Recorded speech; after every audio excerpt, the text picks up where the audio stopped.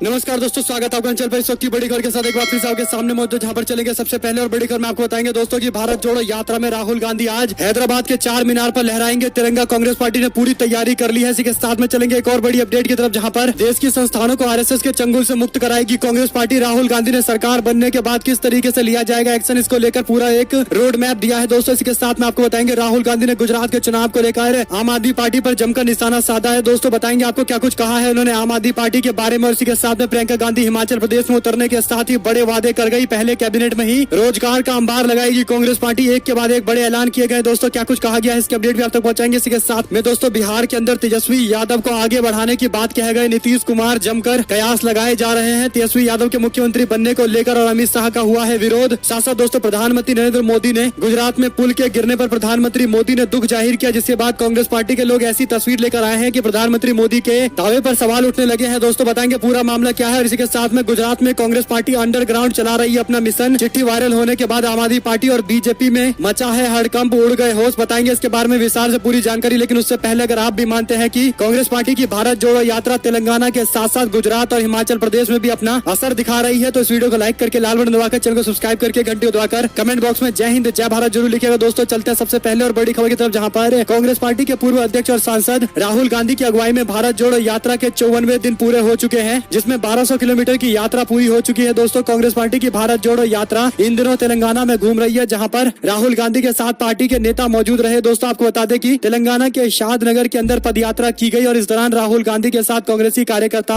बड़ा हुजूम बनाकर निकल रहे थे। 16 दिनों से यह यात्रा तेलंगाना में घूम रही है। 19 विधानसभा पूरा कर चुकी है, 7 संसदीय क्षेत्रों को कवर कर चुकी है और तेलंगाना में आगे आने वाले दिनों के अंदर भी ये यात्रा ऐसे ही चलती रहेगी दोस्तों। बड़ी बात यह है कि कांग्रेस पार्टी ने एक बड़ा फैसला लिया है और फैसला ये है कि आज हैदराबाद में चार मीनार पर राहुल गांधी तिरंगा फहराने वाले हैं। आपको बता दें कि भारत जोड़ो यात्रा के मद्देनजर ये फैसला लिया गया है, जिसमें राहुल गांधी के साथ तेलंगाना कांग्रेस के चीफ झंडा फहराते हुए दिखाई देंगे दोस्तों। 4:30 बजे इसकी योजना बनाई गई है। रुक करते हैं एक और बड़ी अपडेट का, जहां पर पदयात्रा के दौरान एक मीडिया के कॉन्फ्रेंस के दौरान राहुल गांधी ने आरएसएस को जमकर अपने निशाने पर लिया है। आपको बता दें कि उन्होंने बयान देते हुए कहा कि मीडिया, न्यायिक पालिका और लोकतंत्र पर हमले हो रहे हैं। राहुल गांधी ने आगे कहा कि हम एक बार सत्ता में आए तो ये सुनिश्चित करेंगे कि संघ से मुक्त ये सारी संस्थानें हो जाए, इन सभी को अपनी स्वतंत्रता मिल जाए। राहुल गांधी ने प्रेस कॉन्फ्रेंस को संबोधित करने से पहले 2 मिनट का मौन रखा था दोस्तों। गुजरात के अंदर जो ब्रिज गिरा जिसमें कई लोगों की मौत हुई है, उसी मामले को लेकर एक और बड़ी खबर यह है कि राहुल गांधी से जब गुजरात के अंदर आम आदमी पार्टी के बारे में सवाल पूछा गया तो उन्होंने कहा कि इस बार गुजरात में कांग्रेस पार्टी की सरकार बनने जा रही है, हमारी स्थिति काफी मजबूत है। और आम आदमी पार्टी पर उन्होंने निशाना साधते हुए जमकर हमला बोला है। उन्होंने कहा कि आम आदमी पार्टी जमीन पर नहीं है, केवल हवा में है। इस बार हमारी पार्टी मजबूत है, हम सरकार बनाएंगे। उन्होंने आगे कहा कि अगर मल्लिकार्जुन खड़गे बताएंगे कि हमें गुजरात में प्रचार करना है तो बिल्कुल किया जाएगा। उन्होंने कहा कि मल्लिकार्जुन खड़गे जो डिसाइड करेंगे वही पार्टी के लोग फॉलो करेंगे। वही उन्होंने आगे कहा कि गुजरात में कांग्रेस पार्टी बहुत प्रभावशाली ढंग से चुनाव लड़ रही है। आम आदमी पार्टी सिर्फ हवा में है, जमीन पर उसका कोई रोल नहीं है। वो केवल विज्ञापन पर पैसा खर्चा करते हैं, उन्होंने केवल हुआ बना रखा है, उनके पास धरातल में कोई सपोर्ट नहीं है। उन्होंने आगे कहा कि कांग्रेस पार्टी काफी मजबूत है, हम राज्य में सरकार बनाएंगे और सत्ता वापसी करवाएंगे। और एक और बड़ी खबर दोस्तों यह है कि प्रियंका गांधी हिमाचल प्रदेश में जोर शोर से प्रचार में जुट गई है। आपको बता दें कि कांग्रेस पार्टी की महासचिव प्रियंका गांधी ने राज्य के मुख्यमंत्री जयराम ठाकुर के गृह जिले मंडी में जाकर एक विशाल रैली को संबोधित की है दोस्तों। ऐतिहासिक ये रैली हुई है, कांग्रेस पार्टी की प्रतिज्ञा रैली के नाम से इस रैली को संबोधित किया गया। आपको बता दें कि प्रियंका गांधी ने कहा कि मेरा सौभाग्य है कि बाबा भूतनाथ के दर्शन मैंने किए और आप सभी लोगों को इतनी धूप में मेरा इंतजार करना पड़ा, इसके लिए मैं आपसे माफी मांगना चाहती हूँ। सभी को सभा में स्वागत करते हुए उन्होंने अपना भाषण शुरू किया दोस्तों। सबसे पहले सरदार पटेल और इंदिरा गांधी को उन्होंने याद किया। आपको बता दें कि इंदिरा गांधी के पुण्यतिथि और वल्लभ भाई पटेल के जन्मदिन को उन्होंने अपने तरीके से याद किया और ऐसे में उन्होंने आगे कई और बड़े वादे किए हैं दोस्तों। उन्होंने सबसे पहले कहा कि अगर हमारी सरकार बनेगी तो पहले कैबिनेट में हम लोग पुरानी पेंशन स्कीम को बहाल कर देंगे, 1 लाख नियुक्तियों की घोषणा कर दी जाएगी और 5 साल में 5 लाख रोजगार उत्पन्न किए जाएंगे, 680 करोड़ स्टार्टअप का फंड दिया जाएगा, 0% ब्याज पर लोन देने की हम स्कीम लेकर आएंगे। तो ये सारे वादे उन्होंने किए हैं और साथ साथ उन्होंने राजस्थान का भी हवाला दिया है कि किस तरीके से इन पॉलिसी को इम्प्लीमेंट किया जा रहा है। ऐसे में दोस्तों राजस्थान को लेकर आप लोग जानते हैं कि सबसे कम बेरोजगारी अगर किसी राज्य में है तो वो छत्तीसगढ़ और राजस्थान है। मनरेगा स्कीम को सबसे अच्छा लागू राजस्थान ही करता है और कई सारी चीजें हैं जिस पर राजस्थान और छत्तीसगढ़ ने पूरे देश के अंदर सबसे अग्रिम राज्यों में काम किया है दोस्तों। और इसी का हवाला देते हुए कांग्रेस पार्टी अपने राजस्थान और छत्तीसगढ़ मॉडल को हिमाचल प्रदेश में लागू करने के लिए लोगों से समर्थन मांग रही है। देखते हैं जनता समर्थन देती है या नहीं देती है। और एक और बड़ी खबर दोस्तों यह कि बिहार के अंदर क्या कुछ बड़ा बदलाव होने वाला है, क्योंकि नीतीश कुमार इतने मंजे हुए नेता हैं कि उनके एक एक शब्द के मायने होते हैं। बिहार के मुख्यमंत्री नीतीश कुमार ने मीडिया के सवालों का जवाब देते हुए चिराग पासवान को जमकर अपने निशाने पर लिया। वहीं पर भाजपा के साथी होने की बात कहकर उन्होंने बीजेपी पर भी हमला बोला। साथ साथ तेजस्वी यादव को लेकर भी ऐसी बात कही है जिसके बाद अब चर्चाएं और ज्यादा तेज हो गई है। दोस्तों आपको बता दें, इशारों में नीतीश कुमार कुछ बड़ा कह गए। बिहार के मुख्यमंत्री नीतीश कुमार एक बार फिर से तेजस्वी यादव को इशारों में बड़ा संकेत दे गए हैं। उन्होंने कहा कि 2017 में बड़ी गलती हुई, अब फिर से आरजेडी के साथ वो आ गए हैं। उन्होंने इस दौरान उप मुख्यमंत्री तेजस्वी यादव की ओर इशारा करते हुए कहा कि अब तो इसे बढ़ावा देना है। हालांकि तेजस्वी यादव का नाम उन्होंने स्पष्ट तौर पर नहीं लिया, लेकिन पीछे तेजस्वी यादव ही खड़े थे। इसके बाद माना जा रहा है कि नीतीश कुमार धीरे धीरे संकेत दे रहे हैं। दोस्तों ऐसे नेता है नीतीश कुमार, इतने मंजे हुए नेता है कि शब्दों को चुनकर उपयोग करते हैं और कहीं न कहीं बड़ा इंडिकेशन वो दे रहे हैं। आने वाले दिनों के अंदर बिहार के अंदर कोई 35 साल से कम की उम्र का मुख्यमंत्री बन सकता है। दोस्तों इसकी संभावनाएं बहुत ज्यादा बढ़ गई हैं। आप लोग इसे कैसे देखते हैं लिखकर जरूर बताएगा, और खासकर नीतीश कुमार के बयान को लेकर आपकी क्या कुछ राय रहेगी जरूर कमेंट करिएगा। दोस्तों एक और बड़ी अपडेट ये है कि प्रधानमंत्री नरेंद्र मोदी ने गुजरात में पुल गिरने के हादसे को लेकर बयान देते हुए कहा कि मेरा मन बहुत ज्यादा व्यथित है। मैं पहले चाहता था कि रैलियों को रद्द कर दूं, लेकिन मैंने आप लोगों का उत्साह देखा, आप लोगों का समर्पण देखा और इसके बाद रैली कंटिन्यू करने की सोची है। आपको बता दें कि प्रधानमंत्री मोदी 2 रैलियों को संबोधित कर रहे थे और इस दौरान ही वो ब्रिज के गिरने के बाद अपनी संवेदनाएं जाहिर करते हुए कह रहे थे कि भयंकर पीड़ादायक ये हादसा है और इससे मैं काफी ज्यादा व्यथित हूँ। हालांकि प्रधानमंत्री मोदी के 2 अलग अलग रैलियों के अंदर 2 अलग अलग तरीके के कपड़े कांग्रेस पार्टी के लोगों ने पकड़ लिए। दोस्तों आपको बता दें कि कांग्रेस पार्टी के नेता सुरेंद्र राजपूत ने प्रधानमंत्री मोदी की 2 तस्वीर साझा करते हुए लिखा कि मन बहुत व्यथित है पर ड्रेस पे ड्रेस चेंज होती रहेगी। इसके साथ ही उन्होंने सवाल किया है कि आज तो इस ड्रेस से बचा जा सकता है मोदी जी। मोरबी में 141 से ज्यादा लोग मारे गए हैं। कांग्रेस के नेता श्रीनिवास बीवी ने तंज कसते हुए कहा कि अभी से पूरी तरीके से रेस्क्यू ऑपरेशन भी नहीं हो पाया और प्रधानमंत्री मोदी का एक ही उसूल है, the show must go on. इस पर आप लोग क्या कुछ कहना चाहेंगे दोस्तों लिखकर जरूर बताएगा। वहीं पर गुजरात के अंदर कांग्रेस पार्टी ने परिवर्तन संकल्प यात्रा स्थगित कर दी है। जहां पर प्रधानमंत्री मोदी अपनी रैली नहीं स्थगित कर पाए, कांग्रेस पार्टी ने अपने परिवर्तन यात्रा को स्थगित कर दिया है। सीएम गहलोत ने उसी जगह पहुंचकर परिजनों से मुलाकात की है जिनके अपनों ने जान गंवाई है दोस्तों, और उनसे मुलाकात के बाद उन्होंने कांग्रेस पार्टी की 5 रैलियों को स्थगित कर दिया है, आगे बढ़ा दिया गया है। कांग्रेस पार्टी परिवर्तन संकल्प यात्रा का आगाज होने वाला था। सचिन पायलट, मध्य प्रदेश के मुख्यमंत्री कमलनाथ, मुकुल वासनिक और कई और नेता इसका आरंभ करने वाले थे, लेकिन इसे स्थगित कर दिया गया है। दोस्तों अब ये कार्यक्रम 2-4 दिनों के बाद किए जाएंगे, लेकिन एक बात तय है कि कांग्रेस पार्टी ने यहाँ पर संवेदनशीलता दिखाई है। आप लोग इन दोनों मामले को देखकर कैसे समझते हैं दोस्तों? एक और प्रधानमंत्री मोदी 2 रैली नहीं सस्पेंड कर पाए, लेकिन कांग्रेस पार्टी के लोगों ने अपने परिवर्तन यात्रा को 2-4 दिन टाल दिया है। एक और बड़ी खबर की माने तो गुजरात के अंदर कांग्रेस पार्टी की चिट्ठी से बीजेपी और आम आदमी पार्टी के होश उड़ चुके हैं। आपको बता दें कि बीते कुछ महीनों में गुजरात की अधिकतर विधानसभा में कांग्रेस पार्टी के लोग ऐसी चिट्ठियां बांट रहे हैं जिससे गुजरात की राजनीति में उथल पुथल आ गया है। आपको बता दें कि गुजरात में चर्चाएं हो रही थी कि कांग्रेस पार्टी का कोई भी कद्दावर नेता और पार्टी का नेतृत्व या कोई बड़ा चेहरा जमीनी स्तर पर प्रचार करके माहौल नहीं बना रहा है, लेकिन चिट्ठी बांटे जाने की जानकारी सामने आने के बाद विरोधी दलों के नेताओं में इसी रणनीति को कॉपी करने की होड़ मच गई है। अब बता दें कि कांग्रेस पार्टी तकरीबन 6-7 महीने से डोर टू डोर कैंपेन कर रही है और लगभग सभी घरों तक पहुंचने की अपनी नीति के तहत काम कर रही है। यानी बड़ी बड़ी रैलियों से वोट इकट्ठा करने की जगह अपने वोटरों को कन्विंस करने के लिए door to door campaign Congress party के लोग कर रहे हैं। दोस्तों पूरा का पूरा कैडर मोबिलाइज किया हुआ है और यही बड़ा मामला है कि फिलहाल गुजरात के अंदर कांग्रेस पार्टी अंडरग्राउंड मिशन पर लगी हुई है। पार्टी के ज्यादातर लोग मानते हैं कि इससे पार्टी को बहुत फायदा होने वाला है। पिछली बार चुनाव में कांग्रेस पार्टी बड़ी बड़ी रैलियों पर निर्भर कर रही थी, लेकिन उसके बाद रिजल्ट आखिरकार आते आते रह गया और कांग्रेस पार्टी कुछ सीटों से फिर चुनाव हार गई। और इस बार दोस्तों अंडरग्राउंड मिशन चलाकर एक नया रिजल्ट देने की तैयारी की जा रही है और इसके पीछे सोची समझी रणनीति है। आप लोग इसे किस तरीके से देखते हैं लिखकर जरूर बताएगा दोस्तों। और एक और बड़ी खबर की माने तो सरदार पटेल विद्यालय में पूर्व छात्रों ने गृह मंत्री अमित शाह की यात्रा का विरोध किया है। दरअसल सरदार पटेल की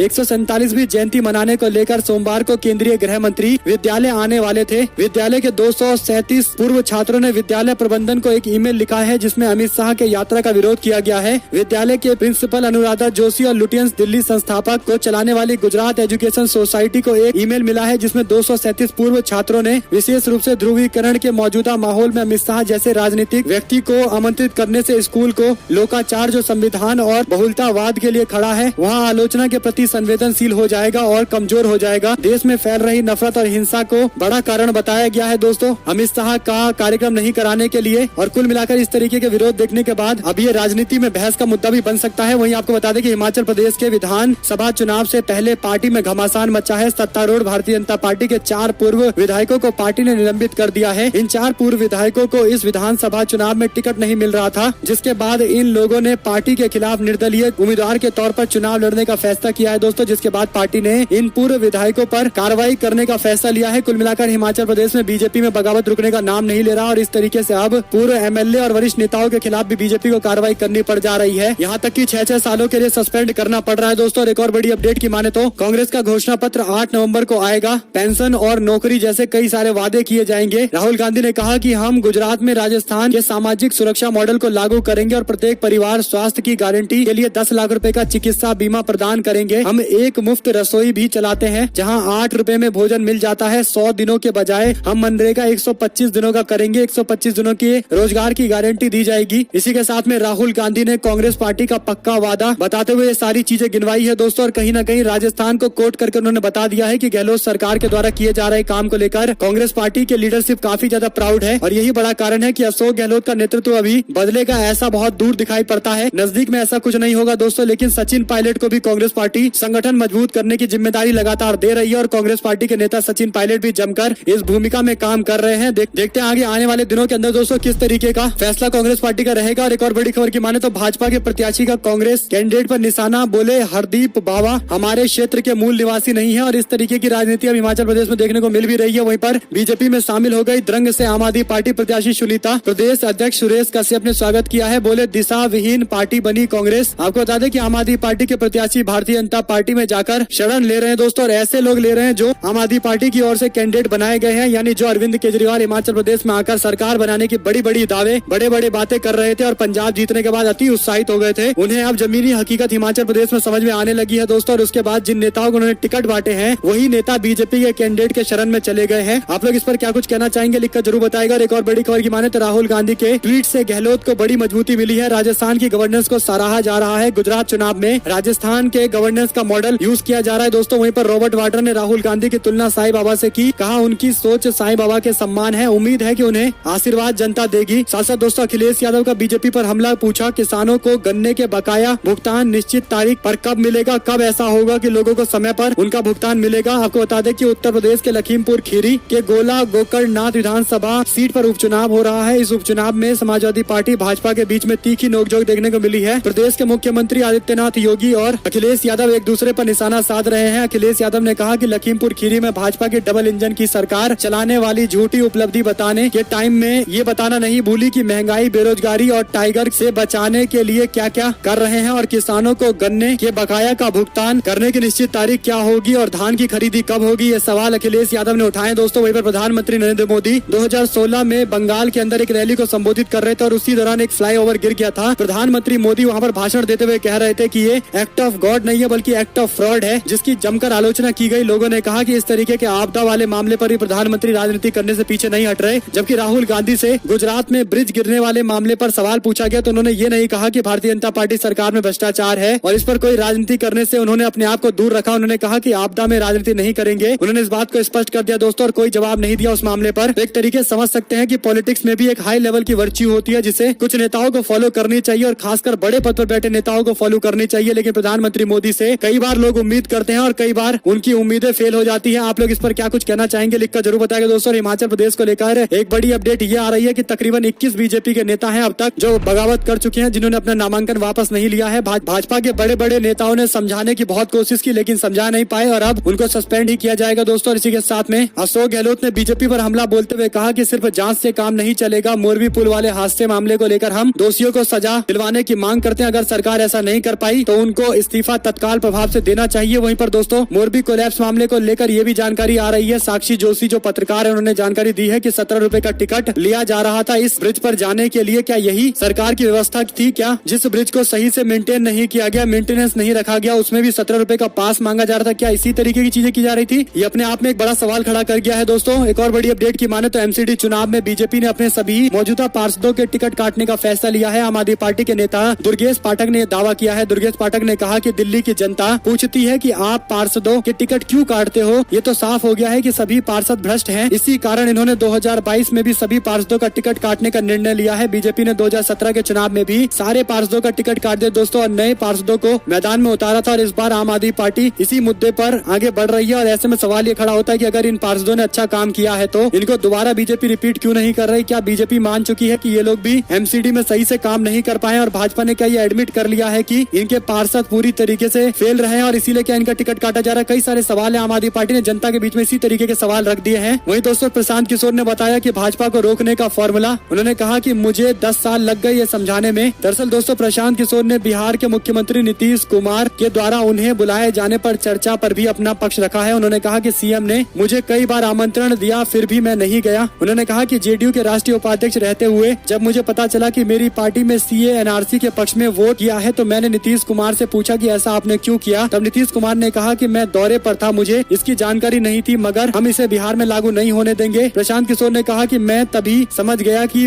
ऐसे आदमी के साथ काम करना संभव नहीं है। इसके बाद भाजपा को रोकने के लिए पश्चिम बंगाल की लड़ाई में मैं कूद गया। प्रशांत किशोर ने कहा कि बीजेपी को कैसे हराना है मैं जानता हूं और मुझ पर ही आरोप लगाए जा रहे हैं कि मैं बीजेपी से मिला हुआ हूं, यानी नीतीश कुमार के द्वारा दिए गए बयान पर उनकी ये प्रतिक्रिया सामने आई है। हालांकि उन्होंने नीतीश कुमार का सीधा नाम नहीं लिया है। दोस्तों एक और बड़ी खबर की माने तो कांग्रेस पार्टी के पोस्टर में मेरी तस्वीर मत छापना, कमलनाथ को चिट्ठी लिखकर दिग्विजय सिंह ने ये बातें कही। अपने बयानों को लेकर सुर्खियों में रहने वाले कांग्रेस पार्टी के पूर्व मुख्यमंत्री मध्य प्रदेश दिग्विजय सिंह ने एक बार फिर से ऐसी बात कह दी है जो चर्चा का विषय बन गया है। पूर्व मुख्यमंत्री दिग्विजय सिंह की तरफ से कमलनाथ को एक पत्र लिखा गया। उसमें लिखा गया कि प्रिय कमलनाथ जी, कांग्रेस नेता राहुल गांधी के नेतृत्व में सितंबर से कन्याकुमारी से लेकर पूरे भारत तक चलने वाली इस यात्रा के दौरान दिसंबर में यह यात्रा महाराष्ट्र से मध्य प्रदेश में प्रवेश करेगी। निमाड़ अंचल के बुरहानपुर से लेकर मालवा क्षेत्र के आगर मालवा जिले तक ये यात्रा राजस्थान तक चलेगी। भारत जोड़ो यात्रा को सफल बनाने के लिए बूथ स्तर पर कार्यकर्ताओं से संपर्क किया जा रहा है। अपने प्रदेश कांग्रेस कमेटी की ओर से जिला स्तर पर यात्रा की तैयारी के लिए जिला यात्रा प्रभारियों को तैनात कर जवाबदारी दी है। मुझे इससे जानकर खुशी हुई। उन्होंने कहा कि वर्षों से फैली नफरत के खिलाफ सद्भावना का ये संदेश ये यात्रा लेकर आ रही है। उन्होंने आगे मांग की है। दोस्तों उन्होंने कहा कि आपसे अनुरोध है कि इस यात्रा के मध्य प्रदेश में प्रचार प्रसार के लिए जो सामग्री प्रदेश कांग्रेस कमेटी के द्वारा तैयार की जाएगी उसमें पार्टी के पूर्व अध्यक्ष सोनिया गांधी, पूर्व अध्यक्ष राहुल गांधी और नव निर्वाचित राष्ट्रीय अध्यक्ष मल्लिकार्जुन खड़गे की फोटो के साथ साथ प्रदेश के अध्यक्ष के नाते आपकी फोटो का उपयोग किया जाना उचित होगा। मेरा निवेदन है कि पीसीसी द्वारा प्रकाशित किए गए किसी भी सामग्री में मेरी फोटो न लगाएं। दिग्विजय सिंह ने आगे लिखा कि वो कामना करते हैं कि मध्य प्रदेश में यह यात्रा सफल होगी और आयाम स्थापित करेगी और कार्यकर्ताओं को एक नए जोश और नए उमंग के साथ आगे बढ़ने के लिए प्रेरित करेगी। हम राज्य में अपनी सरकार बनाने के लिए प्रतिबद्ध हैं। उन्होंने कहा कि हम आने वाले चुनाव के लिए जोर शोर से तैयारी में जुटे हैं। पार्टी कार्यकर्ता भी इसे लेकर काफी उत्साहित हैं। वहीं दोस्तों उत्तर प्रदेश के गोला गोकर्णनाथ बाई इलेक्शन को लेकर योगी आदित्यनाथ ने बीजेपी प्रत्याशी के लिए वोट मांगे। कहा चुनाव से पहले सपा ने मान ली है हार। वहीं पर मोदी के केंद्रीय